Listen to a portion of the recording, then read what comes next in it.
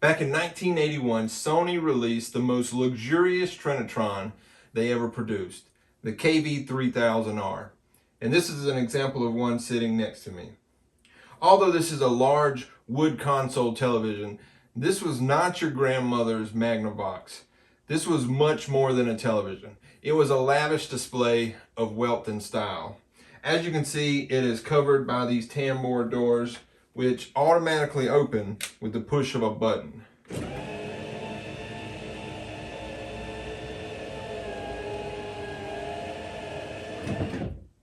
And hidden behind those tambour doors was the largest color picture tube that had ever been produced. This is a 30-inch Trinitron. One of the ways for you to order the KV-3000R was out of the 1981 Neiman Marcus Christmas catalog. Other things you could get in this catalog was a $17,000 robot that would pour your wine, light your cigarette, and even vacuum your floor. Another item you could purchase out of this catalog is a $150,000 fur coat. So yeah, this is wealthy people that were looking at this. And here's the listing for the KV-3000R. Notice the price is $10,000 delivered. And at over 500 pounds, delivery is a necessity. This is not one you're going to pick up at the store and carry home in your sedan. On the same page, you could get a velveteen smoking jacket for a mere $175. And here's a magazine article that Sony ran at the time showing off their largest Trinitron tube next to their smallest one. But this is my favorite magazine ad that Sony ran about the KV-3000R, and it's got the guy crying because he can't own the $10,000 console. But Sony has some consolation. They have other Trinitrons that are nearly as good for a much more affordable price. Okay, so let's talk about what makes this TV so special. Well, one of the things is it is fully wrapped in a tamo ash veneer. This is a rare and exotic wood that comes from the remote forest of Hokkaido in Japan.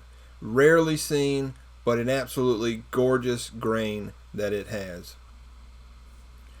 Only 1,000 KV-3000Rs were even built, and at the customer's request, a special badge could be made with their name and number of their unit engraved on it. As you can see, this unit is number 458, and as I did a little bit of research, I found that the original owner of this unit was the vice president of sales for Sony back during the 70s and 80s. And I did actually manage to track him down, and I sent him some messages, and we've been corresponding a little bit, which is pretty awesome. I let him know that I have his TV, that it's being well taken care of, and he was very happy about that.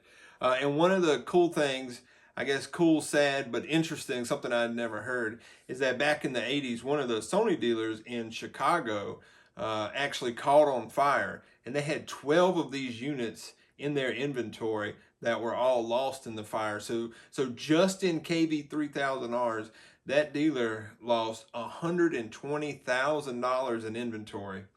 So that's pretty sad. So not even 1,000 of these made it out to customers. And another interesting thing about these TVs is that while practically every other Sony Trinitron had a silver colored logo, the badge on the KV-3000R is more similar to gold to go along with that theme of wealth.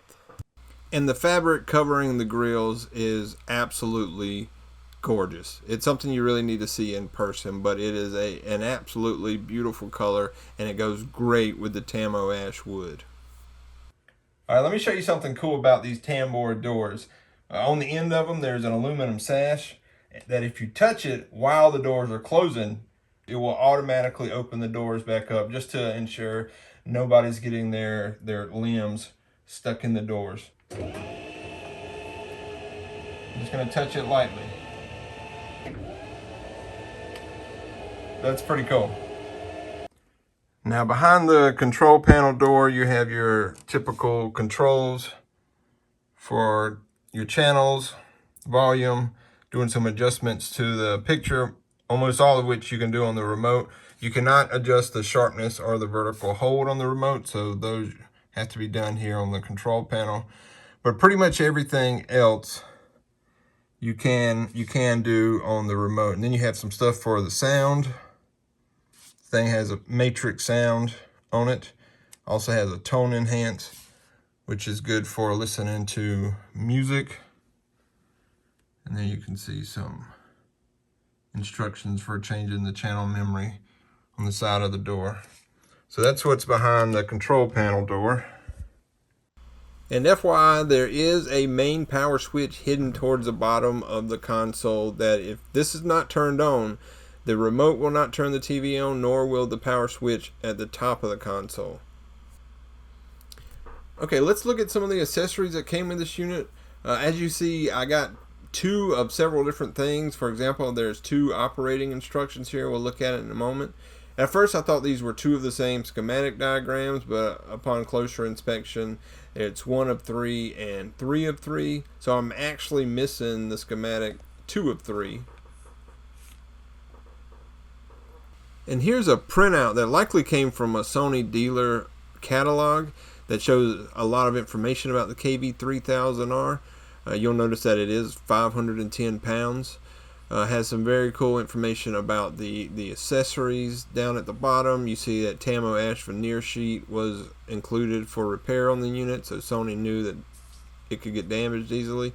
And there's the price, $10,000, and even the dealers had to pay upwards of $7,000 in order to get these in their shop. And as you can see, I've got two pairs of remote controls. It was supposed to only come with one, but for some reason this unit has two with it. And as you can see, one pair is in much better shape than the other. And as we saw on that Sony dealer printout, one of the accessories was a sheet of Tamo Ash veneer to help you repair your console if you got any damage. And I got not only one of these, but two of them. As you can see, it is not stained. It's got a beautiful texture to it. But in order for you to repair the unit, you know, you'd have to add in the piece of veneer, you'd have to stain it, and you'd have to finish it in order for it to blend in with the rest of the console. So not something that would be easy to do, but it is possible. As I was going through the operating instructions, I noticed something pretty interesting, at least to me. I was flipping through this one and reading the stuff. Operating instructions have some really good information about this unit. But on the precautions page, I noticed a bullet point that had been glued in. It was printed off and a piece of paper was glued in, and you can see there. So I went and grabbed the other operating instruction to see if it was the same, to see if that bullet point is missing completely. But I actually found that this was a newer one and that bullet point was printed in there properly. So I thought that was interesting. I also found another place where they had the wrong settings originally and ended up going back and fixing it by taping the correct setting over it. And the newer one has it typed in there properly.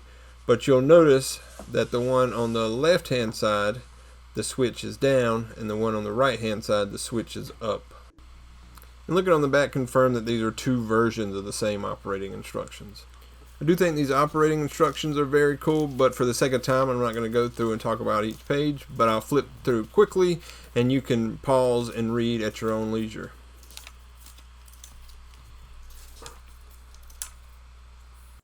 There was one thing I thought was pretty funny in the operating instructions, and that's under maintenance, where they requested that you keep your shipping carton in case you wanted to move the unit, you could put it back in the original packing material.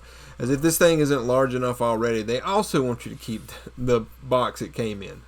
I wonder if anybody did that. And here's the warranty for the KV-3000R, as well as the registration card, which appears to have been torn off and returned, and some important safeguards.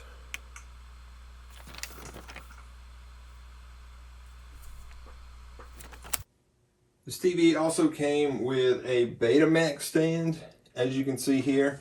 I've put my own SL-HF-1000 on top, which I just recently got working. Got the remote for it as well. That was not included with the TV, but it did come with this matching stand. As you can see, it has the same Tamo Ash wood on it, and it has a pull-up tambour door. And you could put some beta tapes in here. As you can see, I've got a selection of sealed beta tape still.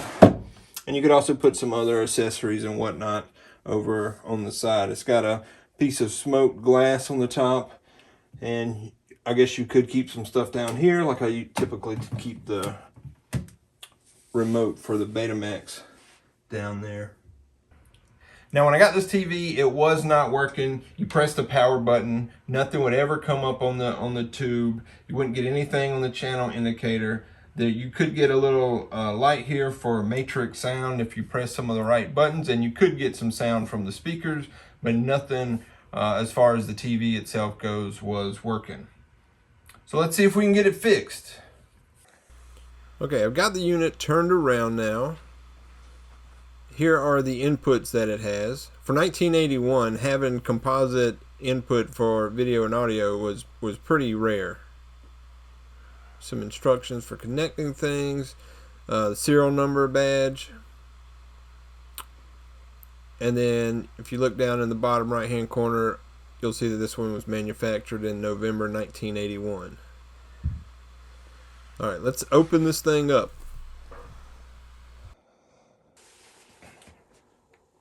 So I've taken the back cover off, and now you can really get to the electronics, but as you can see, it's super dusty in here. Everything's got a big, thick layer of dust on it. You can see part of the tambour doors that, since it's open, that have curled around to the back side of the TV.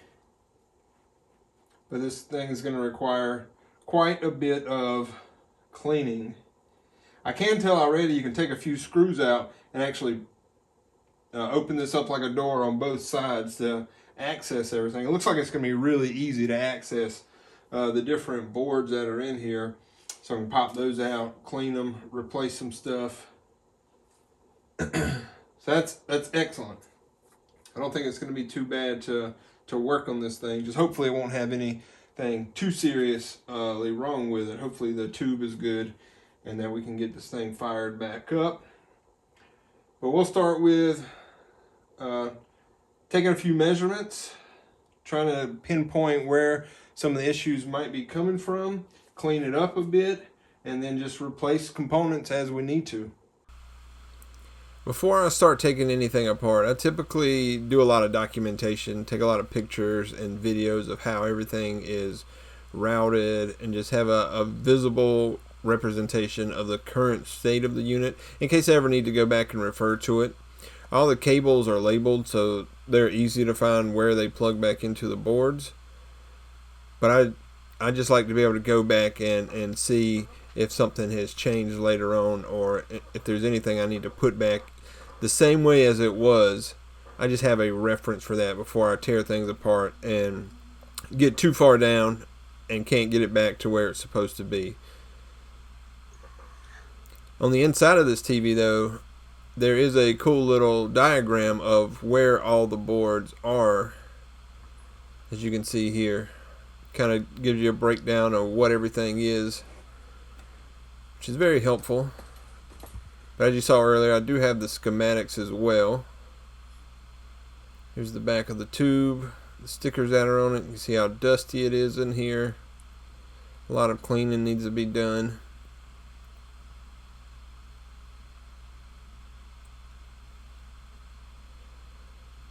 But at this point, I don't see any visible damage.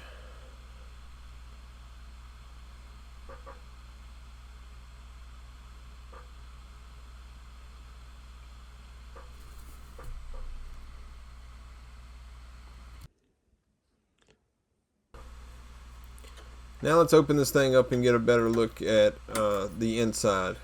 There's several screws you can remove in order to open these up. I'd already removed most of them. This side I'd already taken those out as well. But now you can really get in there and start working, and you can see the layer of dust that coats everything. It is extremely dusty in here. Since this unit wasn't powering up, there's no power, it seemed, getting to the tube. I initially started looking at the power board, I had confirmed that the transformers were good, and I started investigating the power board a little bit.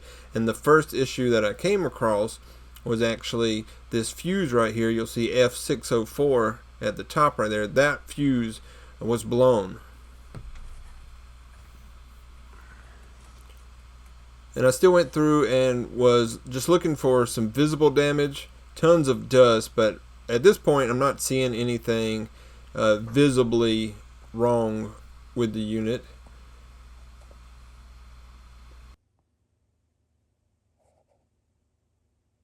Alright, so I'm going through and I'm checking out this KV-3000R. And I'm starting down here, you know, just past where the main power comes through. We've got like 18 volts that come in here, and then 150 volts that come in up here. And I've confirmed those from down here, F3 and F4, these connections, that this transformer is good. So now as I'm going through here, checking things out, this fuse right here is blown.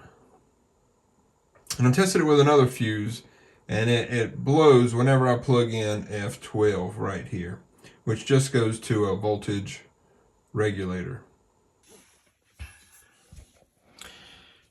Alright, so Q902 is this middle one that's back here attached to this huge like heat sink, and then there's a few resistors around the corner. You see one of them there. Those are the ones that get very hot. They are only connected to Q902 and then over to the F board through F12 right here. And when this gets plugged in, this fuse will blow. So I'm a little suspicious about Q902, and I'm gonna take it out and replace it. All right, so a while back I got a few big bags of just old Sony components, which are mostly like ICs.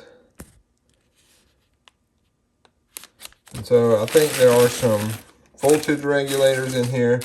So I'm looking to see if I can find one. What I'm looking for is 2SC1114. Hey, look. There's one. That's what I'm looking for. Let's see if we've got any more. Nope, that's not it.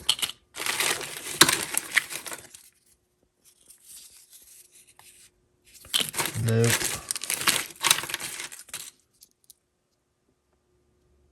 Nope. There's a big one. There we go. There's one still in the package. 2SC1114. Man, it is. There's a part number. It's so nice whenever you can find a use for things that you've bought before you had a use for them. So there you go. Pretty cool having these old Sony components. All right, so I've got one open and one unopened. And there may be more in here, but I'm not sure. But I think I'm good. I should only need that one as far as I know.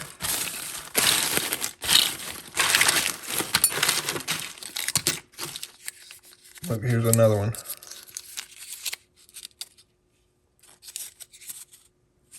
Nice.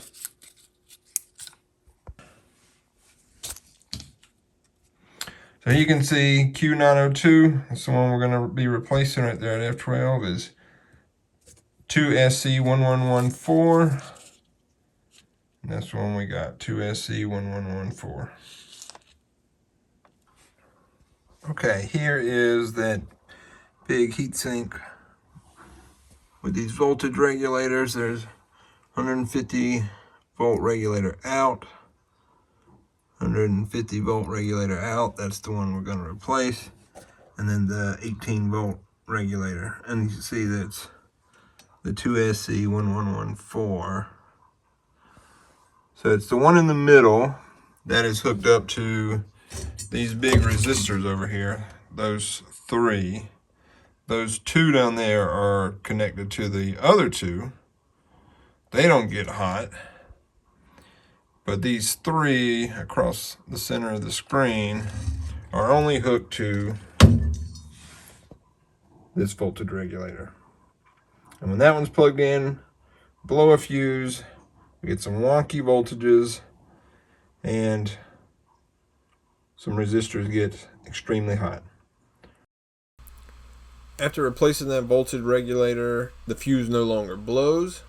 I've gone ahead and I have replaced a few capacitors that were either failing or suspicious.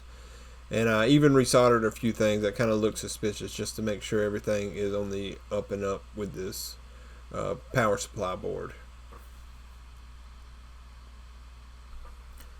So one problem solved, but that did not really solve our total problem. I am still not getting a picture on the TV screen, so I moved on to the e-board and started inspecting it, and actually found when I removed one of the cables, a whole pin came off of the circuit board, as you see right there. So that pin just pulled completely out. It's not supposed to do that, so that seems to be another issue we're going to have to look at. And when I inspected the back of that board, well, looks like it got fried at some point. Not good. Some major damage to the circuit board, which is why that pin came right out. And it turns out that pin and that cable goes directly to the horizontal deflection yoke. So that's not going to be working. So now with this pin pulled out and this cable unplugged, I'm going to turn the TV on and see if there's anything different about its behavior.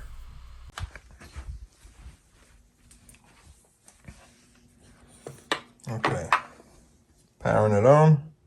You can hear it. Sounds like she's coming up. Oh, look at there. We have something on the screen. We have just a vertical line. I'll power this off. I don't want to leave it on too much, but we have something. Remember, the deflection yoke is not hooked up. So let's power this off.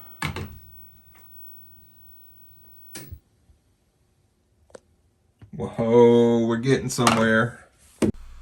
I've now taken that damaged e-board out. You can see the burnt spot on it there at E12. I'm going to clean this up, sand down to the copper in the board, put some copper tape on there, solder the pin back in, put some Kapton tape on there for protection. It's not beautiful, but I just want to see if I can get this thing working. So it looks like at some point this wire got cut and we just ran over the top of the board and soldered directly into place down there. I don't think that was done by the factory. I'm thinking somebody has worked on this TV at one point, so that's kind of an odd thing I found. Found a few other things that indicate somebody has been in this TV before servicing it, so hopefully it was a professional. So I was able to get that off, and looks like that one got heated up pretty good at some point too. You can see it on the board back there. Man. And somebody just bypassed the housing and just soldered it right to the back of the board. So yeah, another burnt spot. Whew. All right, let's keep going. After repairing that damage to the e-board and replacing all the failing or suspicious capacitors, the TV would still not work. And with a few more measurements, I actually realized this diode D504 that's right there at the top left-hand corner of the screen was shorted. And so that was part of the issue. Now, I didn't get any video of me testing that or replacing it, but I did replace that diode. And now I think we finally got this one working. Another cool thing about this TV is that the entire frame for the CRT is built on these rollers. So you can actually pull the entire tube out of the console. It helps with cleaning, helps with reaching certain things in order to do the work. So I did a little bit of cleaning as I had it pulled out for this project. Alright, so let's play something and actually see this TV in action. For copyright reasons, I'm going to try to play this Sony demonstration tape. Hopefully that won't get knocked for copyright. So I'm going to pop it in. The SLHF-1000.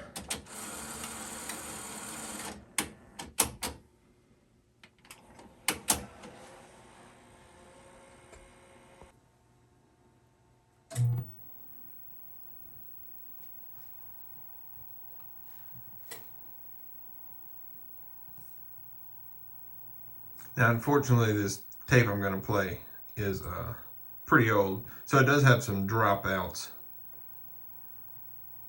So you'll see like the picture go out and you'll hear like a pop. But that's just from the tape. That's not the TV or even the Betamax that's doing that.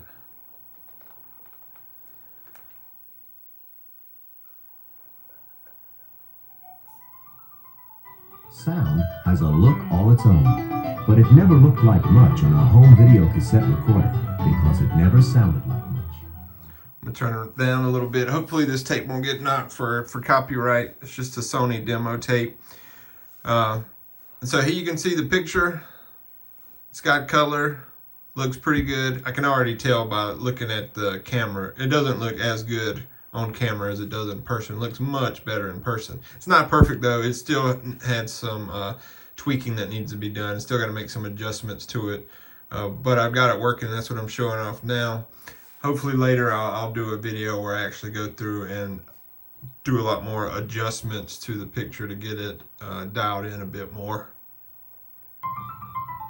Sound has a look all its own, but it never looked like much on a home video cassette recorder. This is sound because it never sounded with Matrix like sound. Until now, Sony introduced You can tell it changed. breakthrough in home video since we invented And now with tone Sony enhance. Beta Hi-Fi.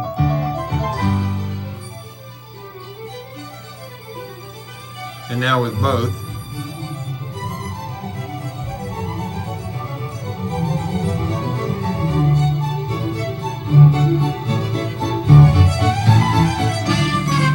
That's with neither one.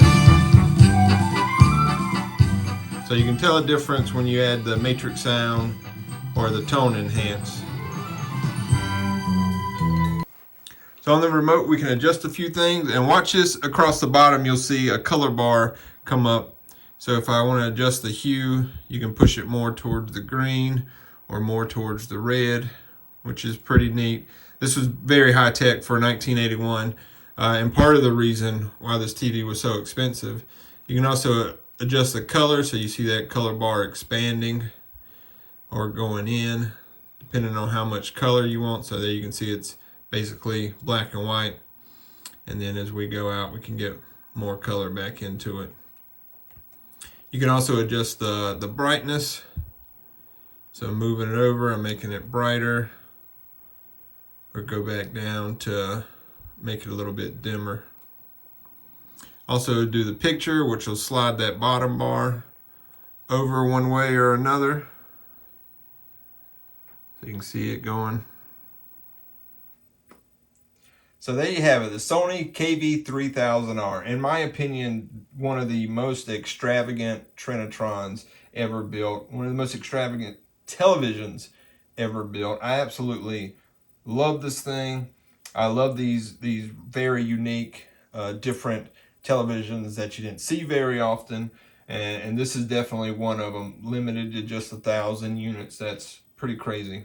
Another cool thing is this TV.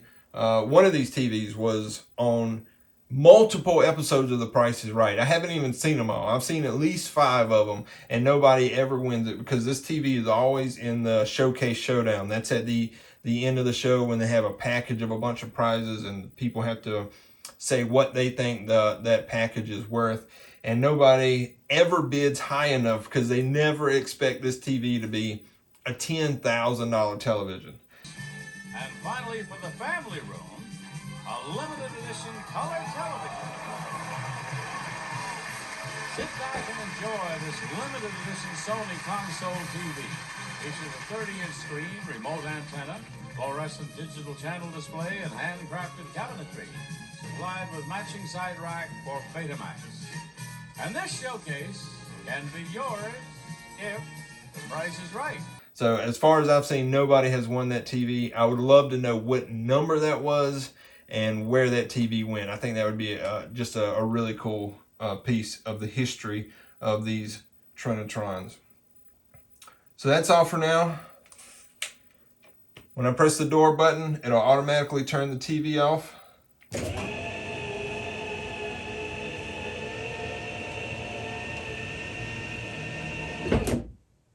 So thanks for watching. I'll see you next time.